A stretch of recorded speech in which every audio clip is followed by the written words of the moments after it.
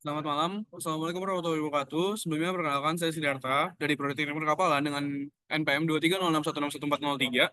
Di sini izin menjelaskan mengenai MSDS analisis saya itu untuk bahan kimia bernama karbol.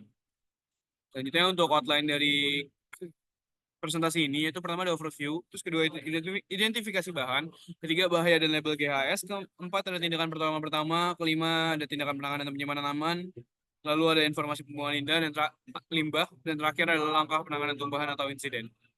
Di sini saya mulai dari overview-nya dulu, di mana karbol adalah bahan kimia yang umum digunakan sebagai disinfektan dan mengandung senyawa fenol untuk membunuh bakteri, virus, dan jamur. Nah, meskipun efektif, karbon ini tuh memiliki potensi bahaya, sehingga penanganannya harus mengikuti informasi keselamatan yang tercantum dalam MSDS. Nah, di sini saya mencantumkan salah satu produk yaitu bernama Megawangi, produk dari Megawangi dengan aroma cemara.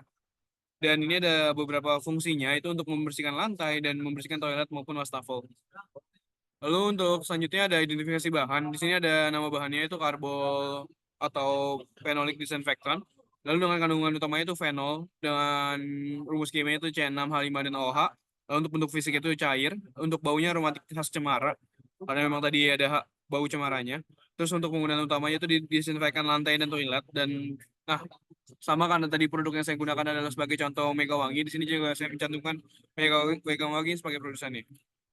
Lalu selanjutnya untuk bahaya utamanya, itu ada iritasi kulit dan mata. Dan bahaya bagi organ kedua adalah bahaya bagi organ melalui paparan jangka panjang. Ketiga, berpotensi beracun jika tertelan. Lalu untuk simbol GHS-nya itu korosi untuk iritasi kulit dan mata, dan tanda seru untuk iritasi ringan dan bahaya kesehatan.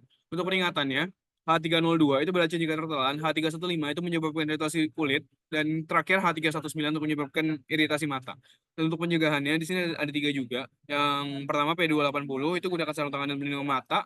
Kedua itu P301 dan P310. Itu jika tertelan segera hubungi pusat informasi racun atau dokter. Dan terakhir P305 ditambah dengan P351 dan P338. Yaitu jika terkena mata bilas dengan air selama beberapa menit.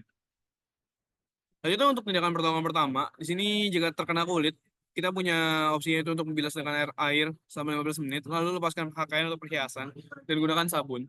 Lalu kedua, untuk terkena mata, itu bilas selama 15-20 menit dan angkat kelopak mata. Dan jika iritasi, segera hubungi medis. Lalu untuk tertelan, jangan muntah, hubungi dokter, atau pusat racun, minum sedikit air jika masih sadar. Nah, untuk terhirup lama, pindahkan ke udara segar. Dan jika sulit bernafas, itu harus segera cari bantuan medis. Oke, selanjutnya untuk penyimpanan dan penanganannya, pertama harus gunakan APD untuk penggunaan karbon ini. Sebenarnya ya sesimpel sarung tangan. Itu untuk mencegah dengan kontak langsung kepada tangan. Terus kedua, hindari kontak langsung dengan kulit. Sama kayak yang tadi, itu pakai sarung tangan. Dan ketiga, untuk jangan mencampur dengan bahan kimia lainnya. Lalu untuk penyimpanannya, pertama simpan dalam wadah tertutup, jauh dari panas dan sinar matahari, dan terakhir jauhkan dari jangkauan anak-anak. Nah, ini untuk pengolahan perbuangan limbahnya, itu jangan dibuang langsung ke saluran air, karena bisa mencemari juga. Lalu kedua, limbah karbon harus diencerkan dulu sesuai dengan MSDS. Dan ketiga itu buang melalui pengolahan limbah B3. Ini sama seperti poin kedua. Dan terakhir, kemasan bekas harus dibilas dulu sebelum dibuang. Karena dikhawatirkan masih ada kandungan dari karbonnya.